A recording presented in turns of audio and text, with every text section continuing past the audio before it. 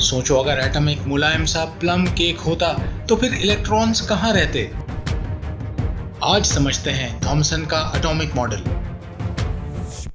ये हैं थॉमसन साहब, इलेक्ट्रॉन की खोज करने वाले साइंटिस्ट।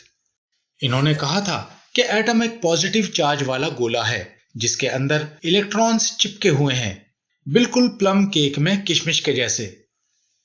इनके मॉडल को प्लम पुडिंग मॉडल या वाटरमेलन मॉडल भी कहा जाता है। इनके अनुसार पॉजिटिव चार्ज पूरे गोले में फैला होता है और इलेक्ट्रॉन्स उसमें जगह जगह गड़े हुए होते हैं। ये दोनों equal and opposite charges cancel होकर एटम को न्यूट्रल बना देते हैं। थॉमसन मॉडल के फायदे। एटम में इलेक्ट्रॉन होते हैं, ये बताया था। एटम इलेक्ट्रिकली न्यूट्रल क्यों होता है, ये भी बताया था।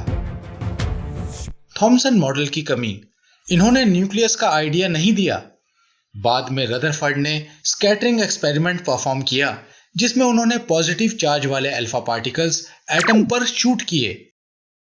उन्होंने पाया कि ज्यादातर अल्फा पार्टिकल्स एटम के आर पार हो गए थे, जिसका मतलब था कि एटम का ज्यादातर स्पेस खाली होता है। जो पार्टिकल्स सेंटर के करीब से गए वो थोड़े बहुत डिफ्लेक्ट भी हुए और जो पार्टिकल्स सीधा सेंटर की तरफ गए वो पूरी तरह से बाउंस बैक हुए। इसका साफ मतलब था कि पॉजिटिव चार्ज पूरे गोले में नहीं बल्कि एटम के सेंटर तक ही सीमित है। ये बातें थॉमसन मॉडल के विपरीत थीं, जिसकी वजह से इनका मॉडल फेल हो गया था। तो थॉमसन साहब, अगर एटम केक नहीं है तो फिर इलेक्ट्रॉन्स रहते कहां हैं? इसका जवाब दिया था रदरफर्ड ने, जिसको हम अपनी अगली वीडियो में समझेंगे।